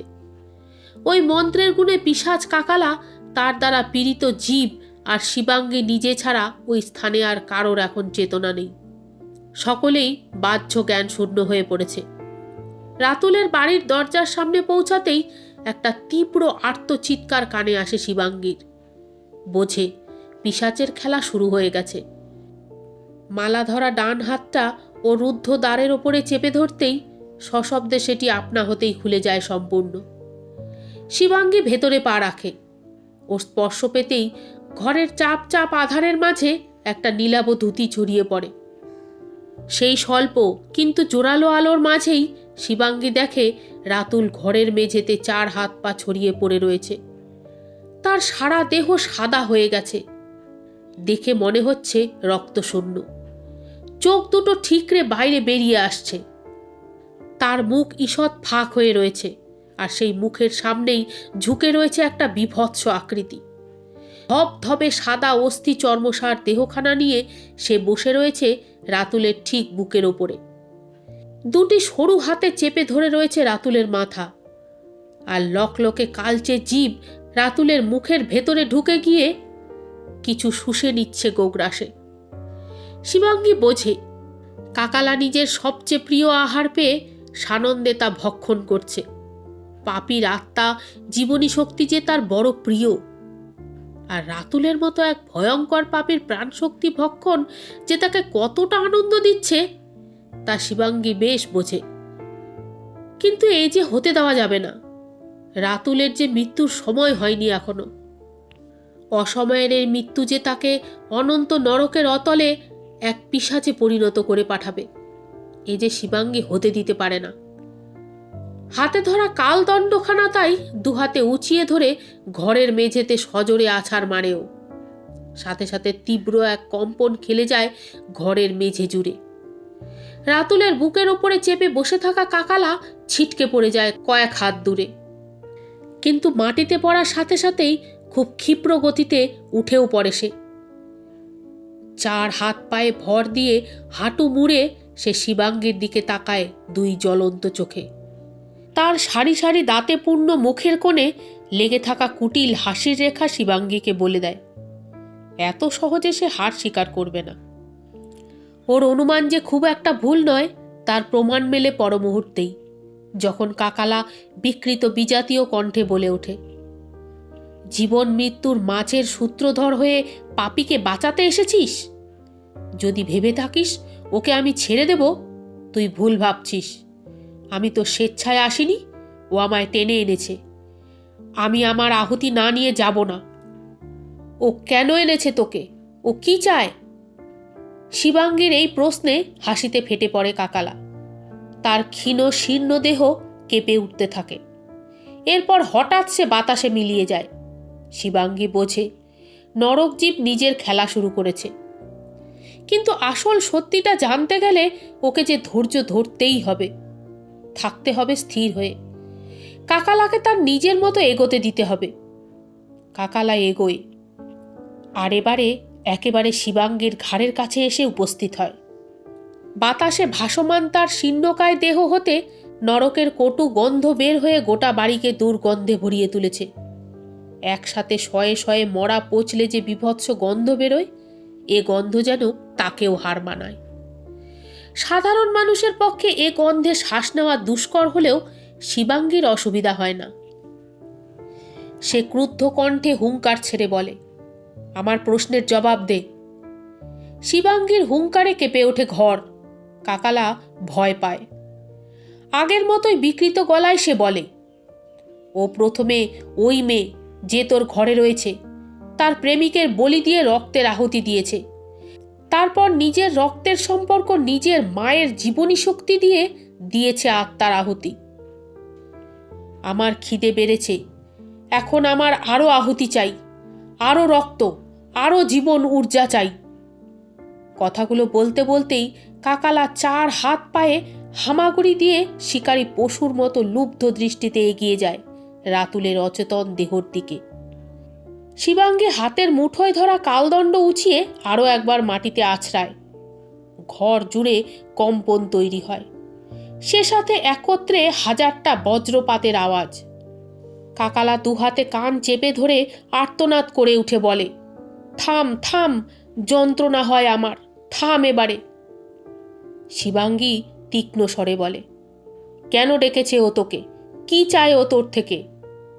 কাকালা বলে, মারতে চায় নিজের বউকে, ওই মেয়েকে যে তোর ঘরে আছে, তাকে মারতে চায়। ক্ষমতা চায়, অর্থ চায়, প্রতিপত্তি চায়। ওর বউকে আমি চেষ্টা করেও মারতে পারিনি। তুই তার ওপরে কবচ তৈরি করে গেছিলি সকালে, তাই সম্মোহন হলেও তাকে মারতে পারিনি আমি। ওই বাড়ির পেছনে নালার ধারে তার অচেতন দেহ পড়ে আছে এখনো। আমার খিদে মেটেনি, আমার আরও আহুতি চাই। আমি ওকে মারব, ওর প্রাণ শক্তি শুষে আমার খিদে মিটবে। আমায় খেতে দে, আমায় খেতে দে। ঠোঁটের কোণে ক্রূর হাসি ফুটে ওঠে শিবাঙ্গীর। তীক্ষ্ণ সুরে ও বলে, তা যে আর হবার নয়, সেটা তুই নিজেও ভালো করে জানিস। মরলোকে নরকের জীবের অবাধ বিচরণ চলে না। আদি অন্তহীন নরকের গভীরে যাদের বাস, তাদের এখানে আমি খিদে মেটাতে দিতে পারি না, আর পারবও না। রাতুল পাপী নিঃসন্দেহে, ওর পাপের সাজাও ঠিক পাবে, কিন্তু তাই বলে ওকে তোর হাতে আমি ছেড়ে দিতে পারবো না। হয় স্বেচ্ছায় ফিরে যা, নচেত আমাকে আমার কাজ করতে হবে। আর তা যদি হয়, তবে সেটা যে তোর জন্য কেমন পীড়াদায়ী হবে তা তুই জানিস। তাই শেষবারের মতো বলছি, ফিরে যা। এবারে হুঙ্কার ছাড়ে কাকালা। তার ঘর ঘরে কণ্ঠস্বরে ধ্বনিত হয় প্রতিবাদ। না না না, আমি যাব না, ফিরবো না কিছুতেই। ওই ঠান্ডা আর আধারের রাজ্যে আমি ফিরবো না। কালদণ্ডটিকে শক্ত করে চেপে ধরে শিবাঙ্গী বলে, বেশ, যে কাজ সহজে হয়ে যায় তা আমারও ঠিক পছন্দ হয় না। এ কথা বলার সাথে সাথেই ওর হাতে ধরা কালদণ্ডখানা হঠাৎ দাউ দাউ করে জ্বলে উঠল। এ আগুন কিন্তু মানুষের ব্যবহার্য আগুনের মতো নয়। এর শিখা গাঢ় কালচে সবুজ। এর উৎপত্তি যে অতিমানবীয় কোনো জগতের সাথে মিলে মিশে একাকার হয়ে আছে তা দেখলেই বোঝা যায়। সেটিকে বাগিয়ে ধরে নিয়ে কাকালার দিকে ছুটে যায় ও। নিমেষে আধারে ঢেকে যায় চতুর্দিক। একা রাতুলের বাড়ি নয়, তার আশেপাশের একটা বিস্তীর্ণ এলাকা গাঢ় কালো অন্ধকারে ছেয়ে যায়। ঝোড়ো বাতাসের সাথে শুরু হয় দুর্যোগ। অলৌকিক দুই শক্তির সংঘাতে প্রকৃতিও বুঝি দিশেহারা হয়ে ওঠে। এদিকে রাতুলের ওই ছোট্ট ঘরের ভেতরে তখন তাণ্ডব চলছে। একদিকে শিবাঙ্গী ওই পিশাচকে ধরার জন্য মরিয়া প্রয়াস করছে, আর অন্যদিকে কাকালা তাকে বারংবার ফাঁকি দিয়ে চলেছে। যতবার শিবাঙ্গী তাকে নাগালের মধ্যে নিয়ে আসে, ততবার কাকালা নিজেকে অদৃশ্য করে নেয়। বয়ে চলা প্রতিটি পলের সাথে সাথে শিবাঙ্গীর ক্রোধ আরও বেড়ে যায়, আর কাকালাকে ধরে নরকের অতলে পাঠানোর জেদটাও ওর বেড়ে যায়। শেষে একটা সময়ের পর যখন ফের আরও একবার কাকালা ওর আয়ত্তের মধ্যে চলে আসে, ঠিক তখনই ও হাতে ধরা কালদণ্ডটি মাটিতে স্পর্শ করে রচনা করে ফেলে অগ্নিবলয়। কাকালা সেই বলয়ের মধ্যে আবদ্ধ হতেই শুরু করে পিশাচ নির্বন্ধ মন্ত্রের জাপ। ওর মন্ত্রশক্তি একটু একটু করে দুর্বল করে তুলতে থাকে কাকালাকে। সুতীব্র যন্ত্রণায় কুঁকড়ে উঠতে থাকে নরকের জীব। তার আর্তনাদে দুলে উঠতে থাকে ঘরটা। মনে হয় যেন ভূমিকম্প হচ্ছে। কাকালা বোঝে আর তার উপায় নেই। এ বেলায় অন্তিম প্রয়াস না করলে তাকে ফিরতেই হবে নিজের জায়গায়, অনন্ত অসীম নরকের অন্ধকার রাজ্যে। সে বোঝে তার শিকার রাতুলের আগে ওই নরক প্রহরীকে আঘাত করতে হবে। রক্ত মাংসের খাঁচায় বন্দি মানবী শরীরের অধিকারিণীর ঊর্জা শুষে নিতে পারলেই ওর সমস্ত বাধা দূর হবে, চিরতরেও হয়ে যাবে মুক্ত। এ কারণেই শেষবারের মতো নিজের সবটুকু শক্তি একত্র করে সে ঝাঁপিয়ে পড়তে যায় শিবাঙ্গীর ওপরে। কিন্তু নরক অগ্নির প্রবল আগ্রাসী শিখার সামনে তার এগোবার মতো সাহস হয় না। দূর থেকেই শিবাঙ্গীকে উদ্দেশ্য করে সে বলে, যদি ভেবে থাকিস এভাবে জিতে যাবি, তুই ভুল ভাবছিস। মানুষের খোলসে লুকিয়ে থাকা ওই আসল পিশাচগুলো কিন্তু বাঁচবে না। আমি না করলেও ওদের নিয়তি ওদের স্বীকার করবে। যে নিরপরাধ প্রাণের বলিও আমায় চড়িয়েছে, তাদের একজন এখনো অতৃপ্ত হয়ে রয়ে গেছে এই পৃথিবীতে। গোলকের মোহে মায়ায় আবদ্ধ ওই আত্মা কিন্তু প্রতিশোধ চায়। সে এদের মধ্যে একজনকে মারবেই। তার হাত থেকে তুই বাঁচাতে পারবি না এদের। পিশাচের হাতে মৃত্যু যার, তার পিশাচ হয়ে ওঠা নির্ধারিত। সে নিজের বদলা নিতে না পারলে সময়ের শেষ মুহূর্ত পর্যন্ত অশান্ত অতৃপ্ত হয়ে ঘুরে বেড়াবে এই জগতে। তার করাল গ্রাস থেকে বাঁচাতে পারবি না তুই ওদের, পারবি না বাঁচাতে। এর আগে আর কিছু বলার সুযোগ দেয় না শিবাঙ্গী ওই নরকের জীবকে। কালদণ্ড আছড়ে মারে তার শীর্ণকায় মাথায়। সুতীব্র চিৎকারে আকাশ বাতাস কাঁপিয়ে তুলে কাকালার অপার্থিব শরীর নিমেষে কঠিন পাথরে পরিণত হয়েই ফেটে চৌচির হয়ে যায়। এমনকি তার দেহের খণ্ড খণ্ড টুকরোগুলিও ধুলোতে রূপান্তরিত হয়। সেই গাঢ় ধূসর ধূলিকণার দিকে তাকিয়ে শিবাঙ্গী বলে ওঠে, যতদিন নরক প্রহরী জীবিত আছে, ততদিন তোর মতো কোনো পিশাচ বা নরক জীব এ জগতে ত্রাস সঞ্চার করতে পারবে না। সে নিজের দায়িত্ব এভাবেই পালন করে যাবে। এরপর আর বিলম্ব করে না শিবাঙ্গী। এখনো যে আর এক পিশাচের নির্বাণের ব্যবস্থা করতে হবে ওকে। তাই দুই হাত মুষ্টিবদ্ধ করে বুকের কাছে জড়ো করে এনে ও মাটিতে পা ঠুকে দাঁড়িয়ে নরকের দ্বার উন্মোচনের প্রার্থনা জানায়। সাথে সাথেই ঘরের ভেতরে যেন প্রলয় শুরু হয়। চোখের নিমেষে ঘরের মেঝেতে ফাটল ধরে এবং তা দুভাগে বিভক্ত হয়ে যায়। গভীর ফাটলের ভেতর থেকে লকলকে নরক আগ্নি উঠে আসে ওপরে, আর একটু একটু করে কাকালার ভস্মীভূত দেহকে গ্রাস করে নেয়। ধূলিকণার অন্তিম অণুটিকেও লেহন করে নিয়ে ধীরে ধীরে নেমে যায় সে নিজের জায়গায়। কিন্তু সেই আগুনের ভেতর হতেই যন্ত্রণায় ক্লিষ্ট পিশাচের হাহাকার দীর্ঘশ্বাসের মতো বেরিয়ে আসতে থাকে। শিবাঙ্গী কালদণ্ডের আঘাত হানে মেঝেতে। ধীরে ধীরে সেই বিরাট গর্ত যেখানে তৈরি হয়েছিল তা মিলিয়ে যায়। রাতুলের অচেতন দেহের কাছে এগিয়ে যায় শিবাঙ্গী, যার প্রাণ ঊর্জা কাকালার মতো পিশাচ শুষে খেয়েছে। তাকে সুস্থ করতে অনেক সময় লাগবে, কিন্তু এই মুহূর্তে তার জ্ঞান ফেরানো খুব জরুরি। কারণ শিবাঙ্গীকে এখনই ফিরতে হবে। কাকালার হুঁশিয়ারি বাদ দিলেও এ কথা সত্যি যে সমীরের অতৃপ্ত আত্মা এখনো মধুরিমার পিছু ছাড়েনি। যদিও মধুরিমা ওর বাড়িতে আছে, কিন্তু তবু যে বিদেহী আত্মা পিশাচ শ্রেণীভুক্ত হয়ে গেছে, তার ছল করার হাত থেকে রেহাই পাওয়া খুব মুশকিল। তাই ওকে বাঁচাতে গেলে শিবাঙ্গীকে এখনই বেরোতে হবে। তাই রাতুলের জ্ঞান ফেরা প্রয়োজন। এই কারণেই তার পাশে হাঁটু মুড়ে বসে তার কপালের মাঝখানে ডান হাতের তর্জনী চেপে ধরে শিবাঙ্গী তার চেতনাকে জাগ্রত করার চেষ্টা করে। শিবাঙ্গীর তর্জনী স্পর্শ পেতেই রাতুলের কপালে 7-8 আলোক রেখার মতো বিদ্যুৎ প্রবাহ বয়ে যায়। সাথে সাথেই চোখ মেলে তাকায় রাতুল। শিবাঙ্গীকে সামনে দেখেই সে চিৎকার করে উঠে কাতর স্বরে বলে, বাঁচান আমায় ম্যাডাম, ওই ওই পিশাচ আমায় মেরে ফেলবে। উহ উহ, কি ভয়াবহ তার মুখ! দুনিয়ার সব রাগ আর ঘৃণা যেন ওই একটা মুখে এসে জড়ো হয়েছে। দীপালির বেশ ধরে এসেছিল ও, কিন্তু কি করে? আপনি তো এই বাড়িকে নিশ্চিদ্র নিরাপত্তায় মুড়ে দিয়েছিলেন, তবে কি করে এলো ও এখানে? শিবাঙ্গী উঠে দাঁড়াতে দাঁড়াতেই বলে, স্বেচ্ছায় আহ্বান জানালে কোনো নিরাপত্তা বলয়ই পিশাচকে বাধা দিতে পারে না। মনে করে দেখুন তো, আপনি নিজেই ওই পিশাচের মায়ায় ভুলে গিয়ে তাকে একাধিকবার ঘরে প্রবেশ করার আহ্বান জানিয়েছিলেন কিনা? ওর কথা শুনেই চমকে ওঠে রাতুল।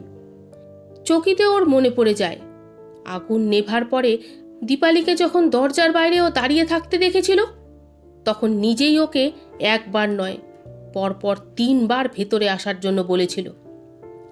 ওর আহ্বানেই দীপালির ছদ্মবেশধারী ওই পরলৌকিক জীব এ ঘরে পা রাখে, আর তারপরেই নিজের আসল মূর্তি ধারণ করে ওর ওপর ঝাঁপিয়ে পড়ে। কথাগুলো মনে পড়তেই গায়ে কাটা দেয় রাতুলের। নিজেকে সুস্থ ও নিরাপদে দেখে সাময়িক আনন্দ হলেও ও বোঝে এই সবই ওই রহস্যময়ী নারী শিবাঙ্গীর কৃতিত্ব। শিবাঙ্গীকে ধন্যবাদ জ্ঞাপন করেও কিছু বলতে যায়, কিন্তু তার আগেই শিবাঙ্গী কঠিন স্বরে বলে ওঠে, আপনার ধন্যবাদের কোনো প্রয়োজন নেই আমার, কারণ ওটা জানিয়ে নিজের পাপ থেকে আপনি মুক্ত হতে পারবেন না। দুটো নির্দোষ মানুষের হত্যার দায় আপনার মাথায় লেপে রয়েছে। হ্যাঁ, হয়তো এ জগতের বিচারের মাপকাঠিতে আপনার বিরুদ্ধে কোনো স্বাক্ষর প্রমাণ নেই। এক নরক জীবকে ডেকে এনে তার হাত দিয়ে হত্যার যে জঘন্য খেলা আপনি খেলেছেন, তা ইহলোকের কোনো বিচার সভা বা বিচারপতি মানবে না। কিন্তু যে অসীম অনন্তের হিসেব নিকেশের খাতায় সব পাপ পুণ্যের হিসাব কষা থাকে, সেখানে এই সব জমা হয়েছে, আর সেই বিচার হবেই, সঠিক সময়ে সঠিকভাবে। সেই বিচারের অমোঘ বাণী আপনি শুনতে পাবেন। আর হ্যাঁ, দীপালি মরেছে ভেবে মনে মনে খুশি হবেন না। সে বাড়ির পেছনের দিকের নালার কাছে অজ্ঞান হয়ে পড়ে আছে। রক্ষা বলায় শুধু এ বাড়ি না, দীপালির ওপরেও আমি তৈরি করেছিলাম, তাই আপনি যাকে ডেকেছিলেন সে ওকে ছুঁতে পারেনি। তাই খিদে মেটাতে সে আপনার ওপরে হামলা করেছিল। তবে কি জানেন রাতুলবাবু, দীপালিকে মারতে পারলেও সে আপনাকে ছাড়ত না। দীপালি মধুরিমার পর সে ঠিক আপনার কাছেই ফিরত। আপনার মনের ভেতরে জমে থাকা আধারের হদিশ আর গভীরে নিহিত ঘৃণা লোভের খোঁজ সে পেয়ে গেছিল। তাই আপনি ছিলেন তার সবচেয়ে প্রিয় শিকার। অন্যদিকে শিবাঙ্গীর বাড়িতে আশ্রয় নেওয়া মধুরিমা কিছু শুনতে পায় কে যেন তাকে ডাকছে। রিমা, মধুরিমা, শুনতে পাচ্ছ? একবার শোনো কান পেতে। আমি অসিত বলছি, তোমার স্বামী। দেখো, ওরা আমায় ছেড়ে দিয়েছে। আমি ফিরে এসেছি, তোমার কাছে ফিরে এসেছি আমি। কথাগুলো যেন বহু বহু যোজন দূর থেকে ভেসে আসছে তার কানে। সে সাথে একটা অস্পষ্ট চেহারা, একজন পুরুষ।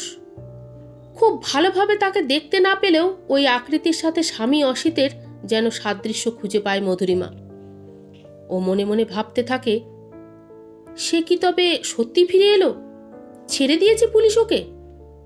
তবে যে ওরা বলল অসিতের মেডিকেল কন্ডিশন ঠিক না, তাই ওকে সাইকিয়াট্রিস্ট দেখিয়ে হোমে রাখার ব্যবস্থা করা হবে। ও সুস্থ হলে তারপর কোর্টে কেস উঠবে। তাহলে কি করে অসিত ছাড়া পেল? এদিকে ওই কণ্ঠস্বর আর ওই অস্পষ্ট আকৃতি একটু একটু করে ওর দিকে এগিয়ে আসছে অনেকটা। হ্যাঁ হ্যাঁ, ওই তো দেখা যাচ্ছে। এ যে সত্যি অসিত।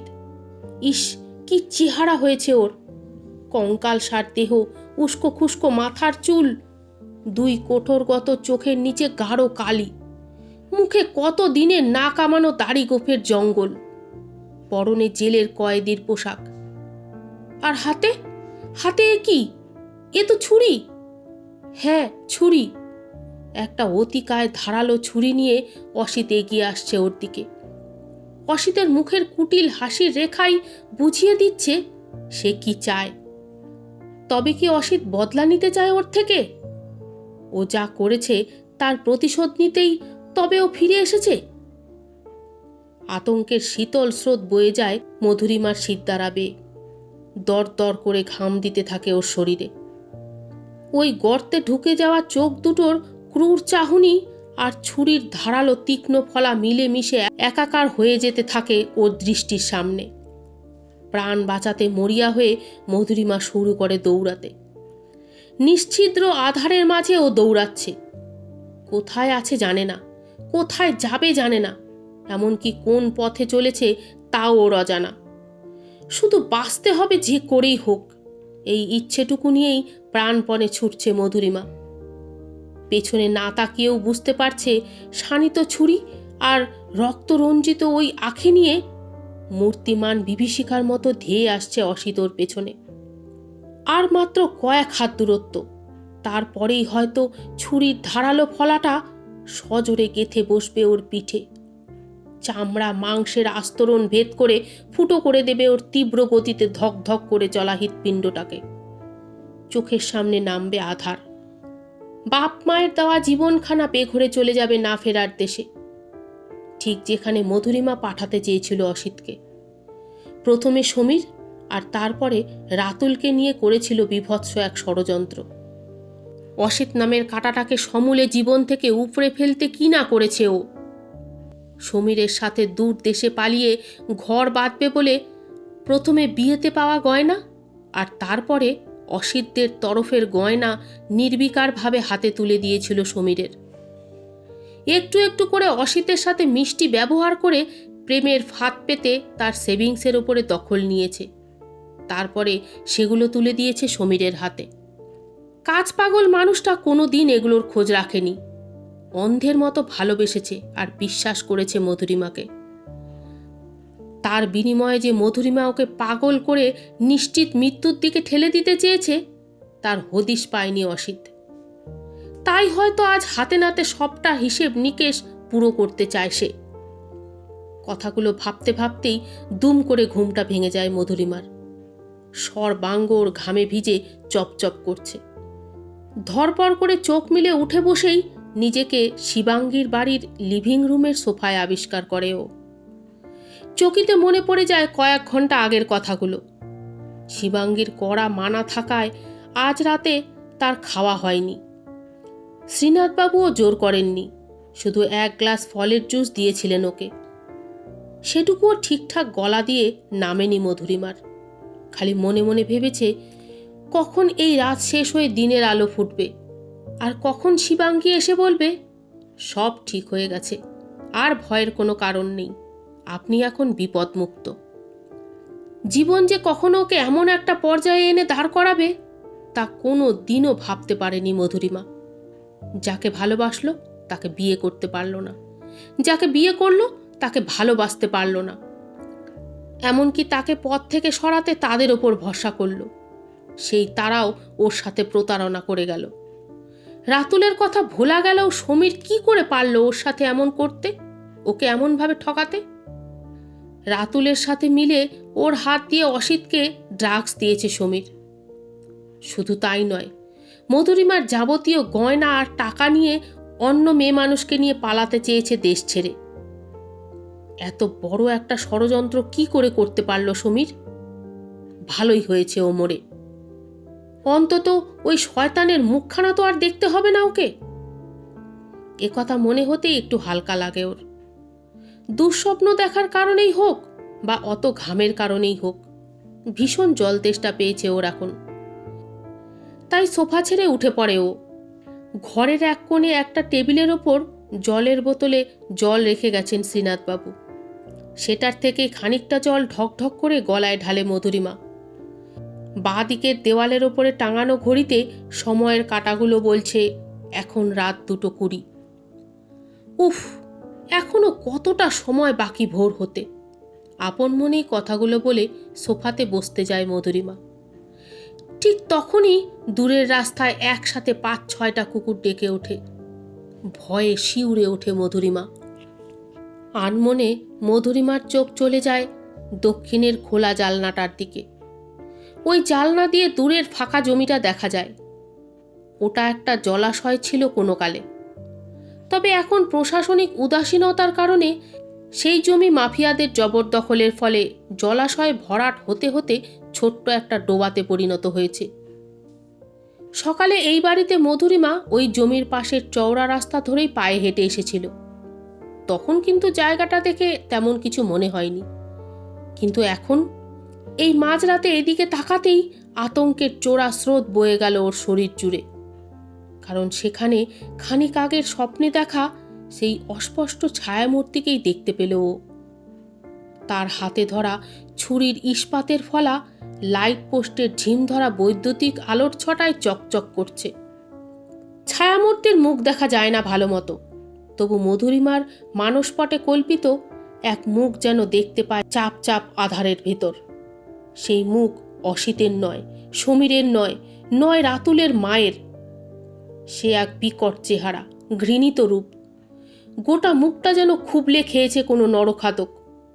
সেখানে মাংস নেই, চামড়া নেই, নাক নেই, চোখ কিচ্ছু নেই। থাকার ভেতর আছে শুধু সারি সারি কতগুলো সুচলো দাঁত, আর চোখের জায়গায় জল জল করছে আগুনের পিণ্ড। এমন ভয়াবহ অবয়বের দিকে তাকিয়ে থাকা যায় না দীর্ঘক্ষণ।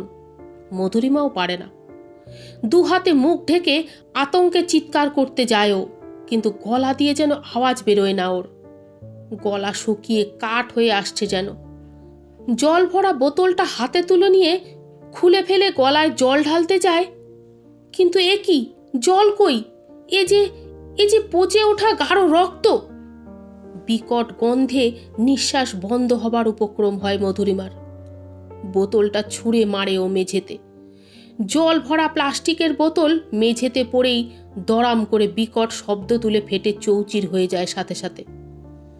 জল ছড়িয়ে পড়ে মেঝে জুড়ে। মধুরিমা কিন্তু দেখতে পায় মেঝেটা ভরে গেছে ওই গাঢ় থকথকে লাল রক্তে। চিৎকার করতে যায় ও, কিন্তু স্বর বেরোয় না কণ্ঠ থেকে। বোতল ভাঙার আওয়াজ শুনে শ্রীনাথবাবু বেরিয়ে আসেন ঘরের বাইরে।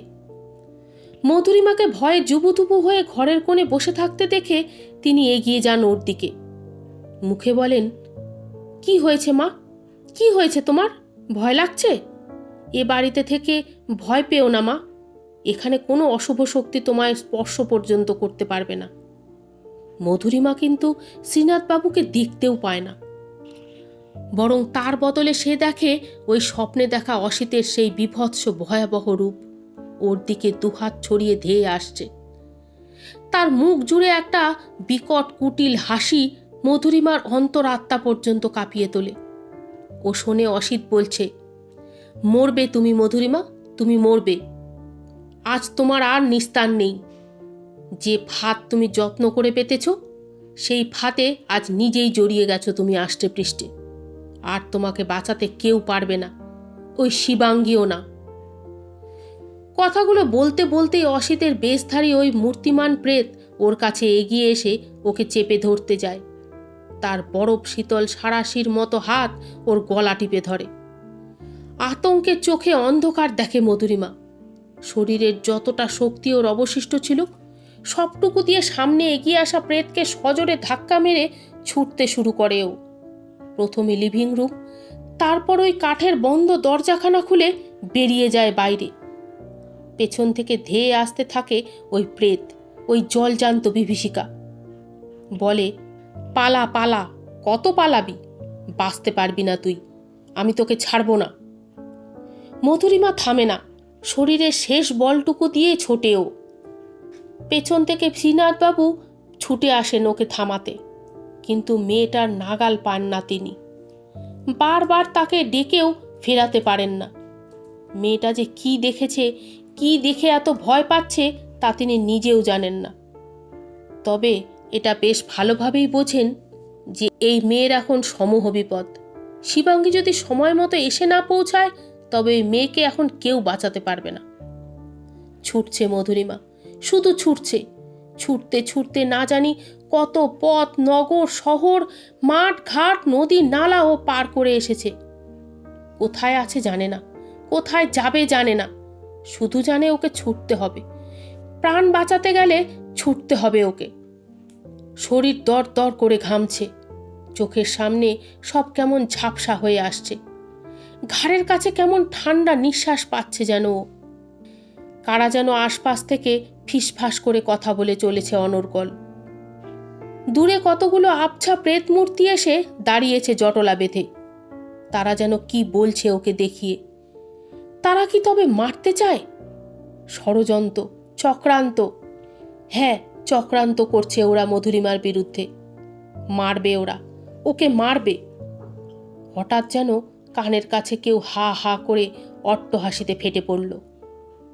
ওই ওই যেন কে বলছে, মরবে তুমি মধুরিমা, ঠিক অসিতের মতো, সমীরের মতো, ওই বুড়ির মতো তুমি মরবে, কেউ বাঁচাতে পারবে না, কেউ না। এরপর ভোর হলে মধুরিমাকে আবিষ্কার করে থানার ওসি একটা ডোবার ধারে। শিবাঙ্গীও সেখানে উপস্থিত ছিল। সেই থানার ইনচার্জ শিবাঙ্গীকে বলে, এর তো দেখছি অবস্থা খুব সিরিয়াস ম্যাডাম। শুধু হ্যালুসিনেট করছে না, সেটাকেই সত্যি বলে ভেবে নিয়েছে, আর সত্যি বলে ভেবে নিয়ে ফেরোসাস অ্যাক্টিভিটিও করছে। এর তো মনে হয় না সুস্থ হবার আর কোনো চান্স আছে। শিবাঙ্গীকে কথাগুলো বললেও তেঁতুলতলা থানার ইনচার্জ দেবাশিস বাবুর দুই চোখ নিবদ্ধ হয়ে রয়েছে ডোবার ধারে এক হাঁটু নরম কাদায় পড়ে খাবি খেতে থাকা মধুরিমার দিকে। মধুরিমা বসাক।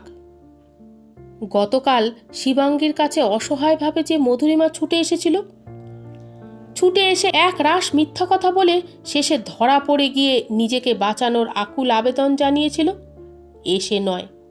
এর সাথে এই বাস্তব জগতের কোনো যোগ আছে কি না তা কেউ জানে না। তার রক্ত জবার মতো রাঙা চোখ দুটি ড্যাব ড্যাব করে তাকিয়ে নিজের চারপাশে সব কিছু দেখে চলেছে ঠিকই, কিন্তু সেই দৃষ্টিতে যে আসলে কি ধরা পড়ছে তা সে নিজে আর শিবাঙ্গী ছাড়া কেউ জানে না। গতকাল রাতে শিবাঙ্গীর বাড়ি থেকে বেরিয়ে ছুটতে ছুটতে মধুরিমা চলে এসেছিল ওই বাড়ির দক্ষিণের ফাঁকা জমিটায়।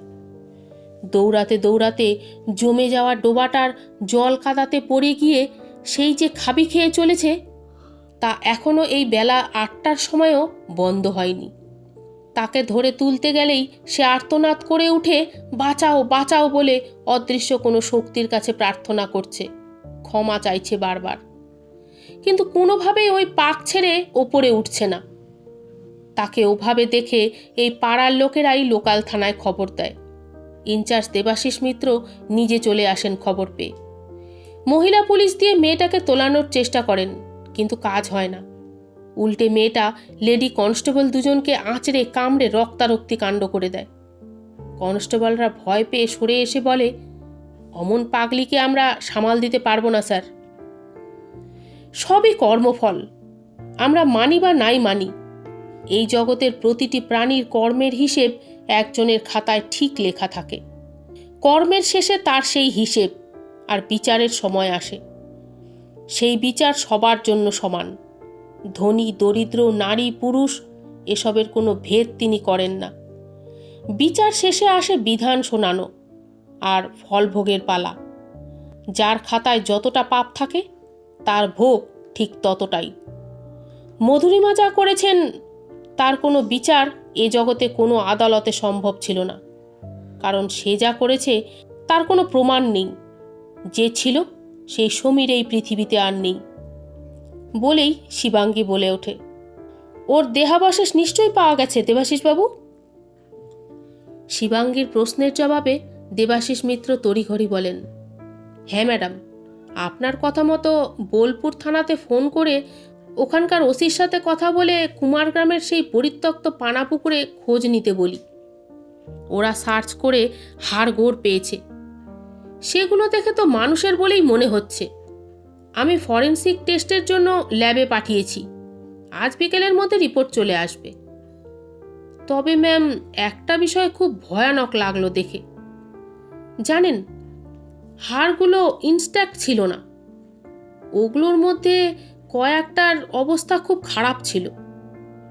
দেখে মনে হলো যেন কেউ গুঁড়ো করার চেষ্টা করছে বা চিবিয়েছে সেগুলোকে। মানুষের হাড় ওভাবে চিবিয়ে খাওয়ার সাধ্য তো কুকুর শেয়ালের হবে না। তাহলে? শিবাঙ্গী বলে ওঠে, এ জগতে খালি মানুষ আর কুকুর শেয়াল আছে বলে আপনি বিশ্বাস করেন?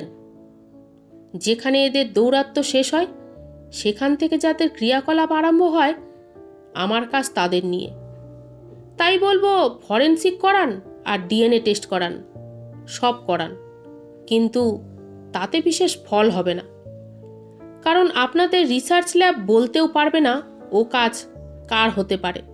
দেবাশিসবাবু বলেন, তার মানে বলতে চাইছেন এই কাজ কোনো প্রেতের? শিবাঙ্গী মাথা নেড়ে মৃদু হাসে, তারপর বলে, শুধু প্রেত বললে ঠিক হবে না হয়তো। এ কাজ যে করেছে সে তার থেকেও অনেক বেশি কিছু ছিল। দেবাশিসবাবু বলেন, কিন্তু তাকে তো আর আইন খুনি বলে শাস্তি দিতে পারবে না ম্যাডাম। দেবাশিস মিত্রের গলায় স্পষ্ট উদ্বেগ ঝরে পড়ে। শিবাঙ্গী বলে, সেই জন্যই তো তাকে ডাকা হয়েছিল, যাতে খুন হবে, পথের কাঁটারা একে একে সরে যাবে, কিন্তু এসবের পেছনে যে বা যারা আছে তারা আইনের চোখে ধরাও পড়বে না, আর না শাস্তি পাবে। একটু থেমে শিবাঙ্গী আবারও বলে, আসলে কি জানেন মিস্টার মিত্র, আমরা মানুষরা না ওই পরপারের ভয়াল দর্শন প্রেত বা পিশাচদের থেকেও এতটা ভয়ঙ্কর যে তাদের ভয়াবহতা আমাদের সামনে ফিকে লাগে। অসিত বসাককে পথ থেকে সরাতে সরাসরি খুন করার বদলে তার স্ত্রী মধুরিমা আর মধুরিমার প্রেমিক সমীর একটা নোংরা ষড়যন্ত্র করেছিল। তারা ঠিক করেছিল অসিতকে প্রথমে বশীকরণ, তারপরে উচাটন ও মারণ প্রক্রিয়ায় তারা একটু একটু করে শেষ করে দেবে। কিন্তু এর মধ্যে আবার সমীর আরও একজনের সাথে সম্পর্কে জড়িয়ে পড়ায় সে মধুরিমাকে ডবল ক্রস করে।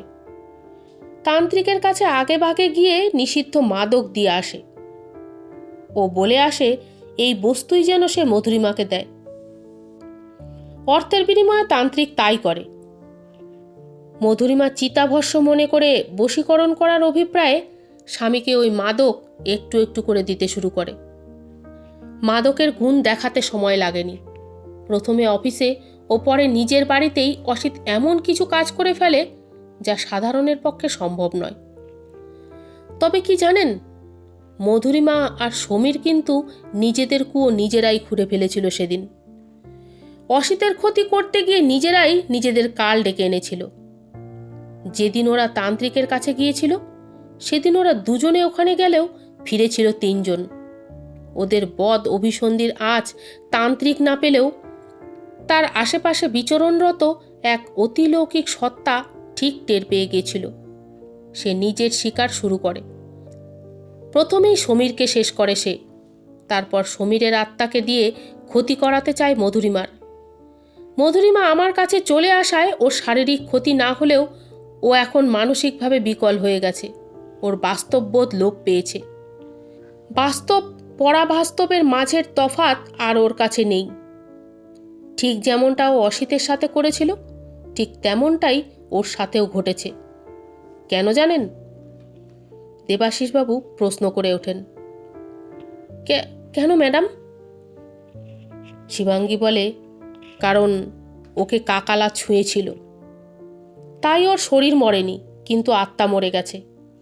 আপনাদের বিজ্ঞানের ভাষায় একে হয়তো অত্যাধিক মানসিক চাপের কারণে ঘটা মেন্টাল ট্রমা বলে আখ্যা দেবে, কিন্তু আমি জানি এটা ট্রমা নয়। ট্রমা চিকিৎসাতে সারে, কিন্তু কাকালা স্পর্শ কোনো ডাক্তারি চিকিৎসাতে সুস্থ হবার নয়। মধুরিমাও কোনো দিন সুস্থ হবে না।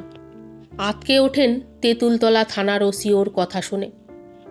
শিবাঙ্গী তার দিকে তাকিয়ে জিজ্ঞাসা করে, আচ্ছা, অসিতবাবুর রিলিজের কোনো খবর আছে কি? দেবাশিস মিত্র মাথা নেড়ে বলে ওঠেন, হ্যাঁ হ্যাঁ ম্যাডাম, ওর ব্লাডে কোকেন পাওয়া গেছে প্রচুর পরিমাণে। ওই মেডিকেল রিপোর্ট দেখালে খুব একটা অসুবিধে হবে না। আর তারপর তো আমি আছি। অসিতবাবু বেকসুর খালাস পাবেন, তাই ওকে নিয়ে ভাববেন না। এই বলেই দেবাশিস মিত্র বিদায় নিতে যান।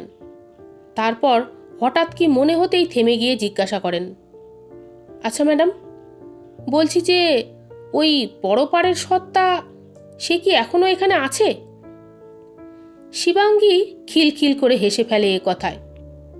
মৃদু স্বরে বলে, মানুষের জগতের সাথেই সমান্তরালভাবেই ওই জগৎ চলে। মাঝে থাকে একটা সূক্ষ্ম পর্দা, যা দুই জগৎকে পৃথক করে রাখে। যখন এই পর্দা ছেড়ে কেবল তখনই ওরা আসে। মানুষের লোভ, লালসা, হিংসার মতো মানসিক দুর্বলতাগুলো ওই সূক্ষ্ম পর্দাকে দুর্বল করে ভেঙে দেয়। ঠিক ওই দিন ওই শ্মশানে যেমন ভেঙেছিল। কাকালা ওখানে ওত পেতেছিল। সমীর আর মধুরিমার লালসা আর উচ্চাকাঙ্ক্ষা ওকে সেই সুযোগ করে দিয়েছিল।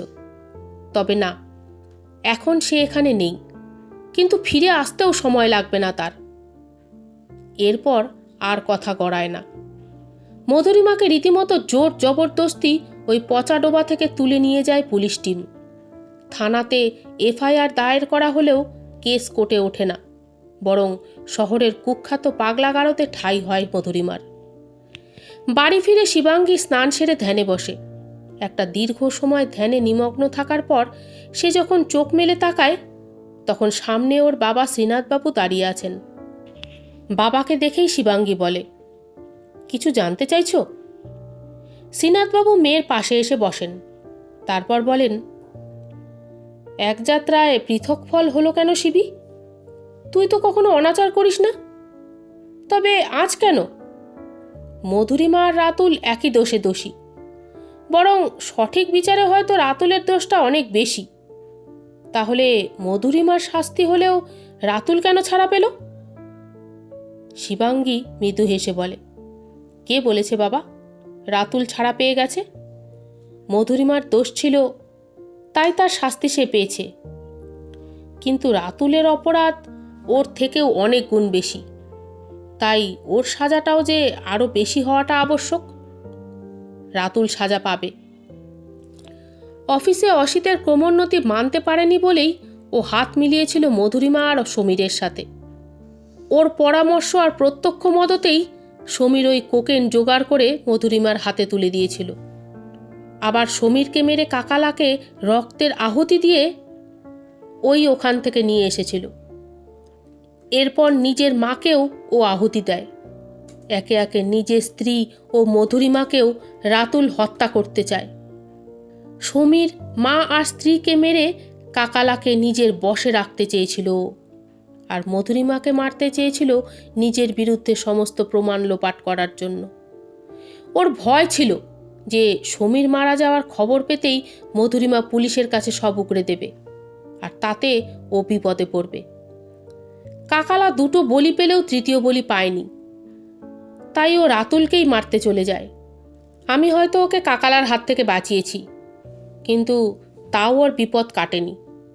ওর বিপদ ওর ঘরে আসবে খুব দ্রুত, আর যেদিন আসবে সেই দিনই রাতুলের এই পৃথিবীতে শেষ দিন হবে। শ্রীনাথবাবু সবটা শুনলেও শেষের কথাখানা বোঝেন না। সন্দেহের সুরে তাই তিনি জিজ্ঞাসা করেন, মানে কোন বিপদ আসবে ওর ঘরে? শিবাঙ্গী একটা লম্বা নিঃশ্বাস ফেলে বলে, রাতুল বাবা হতে চলেছে। না, এই তথ্য তারা জানে না। আর না দীপালি এখনো গর্ভধারণ করেছে, কিন্তু খুব শিগগিরই করবে। ওর গর্ভজাত সন্তান যেদিন ভূমিষ্ঠ হবে সেই দিনই রাতুল এই পৃথিবী থেকে বিদায় নেবে। সন্তানের মুখ দেখে ও স্বেচ্ছায় মরবে। শ্রীনাথবাবু চমকে ওঠেন মেয়ের কথায়। সন্তানের মুখ দেখে কোনো বাবা আত্মহত্যা করে শিবি? বাবার কাছে তার সন্তান যে কত আদরের, কত স্নেহের, তা তুই কি বুঝিস? শিবি দুহাতে বাবার গলা জড়িয়ে ধরে বলে, সব বাবা তো আর আমার বাবার মতো হয় না। কিছু বাবা রাতুলের মতো পুরুষও হয়। রাতুল শুধু নরহত্যার পরিকল্পনা করেনি, সে সাথে পরোক্ষভাবে হলেও নিজের মাকেও ও মেরেছে।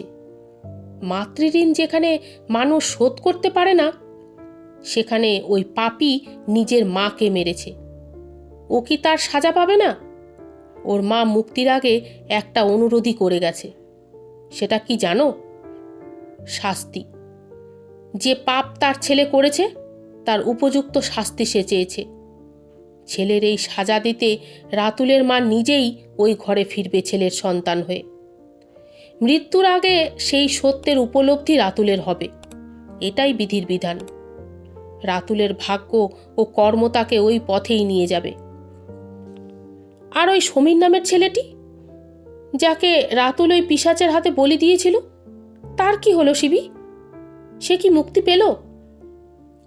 শিবাঙ্গী আসন ছেড়ে উঠে পড়ে। তারপর মাথা নেড়ে বলে, ওর দেহাংশের বিধিবৎ সৎকার না হওয়া পর্যন্ত মুক্তি পাবে না বাবা।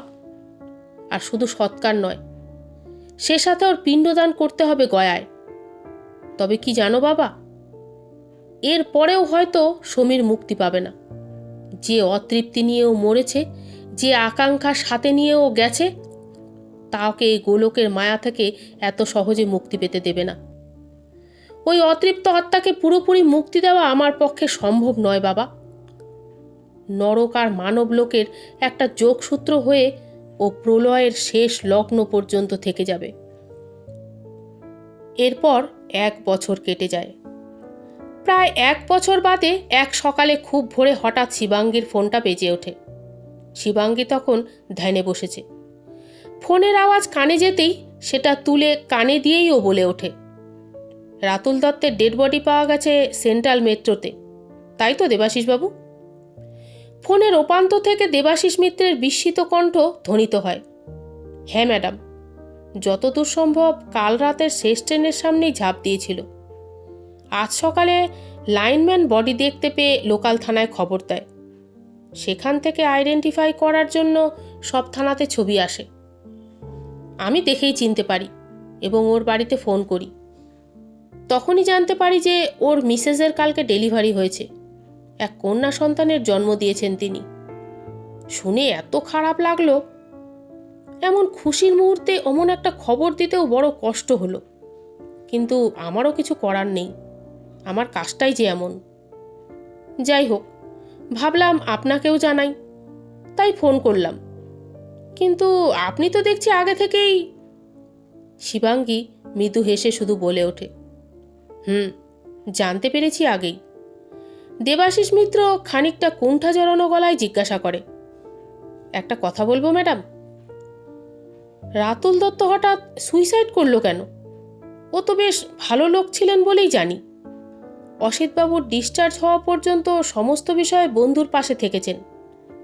এমনকি শুনেছি ওর সুপারিশেই নাকি অসিত বসাককে পুনরায় তার অফিসে কাজের সুযোগ দেওয়া হয়েছে। অসিতের সুস্থ জীবনে ফিরে আসার পেছনে রাতুলেরই অবদান অনেক। অথচ সেই মানুষটাই কি করে জীবন থেকে এত বীতশ্রদ্ধ হয়ে গেল? শিবাঙ্গী বলে ওঠে, সব মানুষেরই কর্ম দেবাশিসবাবু। কর্মচক্রের থেকে ঊর্ধ্বে কেউ নেই আমরা। রাতুলবাবুর নিয়তি তাকে এই পথে নিয়ে গেছে। এটুকু বলেই ফোন রেখে দেয় শিবাঙ্গী। সাথে সাথেই ওর চোখের সামনে ভেসে উঠল একটা দৃশ্য। একটা বেসরকারি হসপিটালের লেবার রুমের বাইরে অপেক্ষারত রাতুলকে দেখতে পেল ও। দেখল নীল পোশাক পরিহিত একজন নার্স এসে তাকে কিছু বলায় রাতুল খুব খুশি হয়ে উঠল এবং ওই নার্সের পিছু পিছু সে চলে গেল পাশের একটা রুমে। রুমের ভেতরে অচেতন দীপালির পাশে শোয়া একটা ফুটফুটে শিশুকন্যাকে দেখে এগিয়ে গেল রাতুল। নার্সটি বাচ্চাকে তুলে ওর হাতে দিয়েই বেরিয়ে গেল। ঠিক তখনই বাচ্চাটার কণ্ঠ ফুঁড়ে বেরিয়ে এলো এক বয়স্ক নারীর কণ্ঠস্বর। সেই কণ্ঠস্বরে ধ্বনিত হলো কয়েকটা কথা। ভালো আছিস রাতুল? দেখ, তোর টানে ফিরে এসেছি আবার। এবারে কিন্তু ওভাবে মেরে ফেলিস না আমায়। কথাগুলো শুনে রাতুলের মুখ ফ্যাকাশে বিবর্ণ হয়ে উঠল। বাচ্চাটাকে দীপালির পাশে রেখে ও ছুটে বেরিয়ে গেল হসপিটাল থেকে। তবে শিবাঙ্গী স্পষ্ট দেখতে পেল রাতুল একা গেল না। ওর পিছু পিছু গেল একটা অস্পষ্ট ছায়ামূর্তি। সেই ছায়ামূর্তি যে সমীরের, সে কথা শিবাঙ্গী জানে। যতদিন না দীপালির প্রসব হয় ততদিন একটা সুরক্ষা বলয়ের ভেতর ও বেঁধে রেখেছিল ওই পরিবারটাকে। এবারে দীপালির সন্তান ভূমিষ্ঠ হতেই সেই বলয় ভেঙে যাওয়ায় সমীরের আর নিজের প্রতিশোধ নেওয়ার কোনো বাধা ছিল না। তাই কাল রাতে রাতুলের মৃত্যুটা যে নেহাত সুইসাইড নয় তা বুঝতেও অসুবিধা হয় না শিবাঙ্গীর। আপন মনেই ও বিদেহী আত্মার শান্তি কামনায় গুনগুন করে বলে ওঠে, হরি ওম তৎসৎ। সমাপ্ত। এই গল্পটা যদি আপনাদের ভালো লেগে থাকে তাহলে অবশ্যই লাইক করবেন, শেয়ার করবেন। আপনারা কী ধরনের গল্প শুনতে চান তা কমেন্ট বক্সে অবশ্যই জানাবেন। আপনারা কে কোথার থেকে এই গল্পটা শুনছেন তা কমেন্ট করে অবশ্যই আমাকে জানাবেন। আমার আরও নতুন নতুন গল্পের আপডেট পেতে আমার চ্যানেলটা সাবস্ক্রাইব করে বেল আইকনটা প্লিজ দাবিয়ে দেবেন। সকলে সুস্থ থাকবেন, ভালো থাকবেন। দেখা হবে পরবর্তী গল্পে। ধন্যবাদ।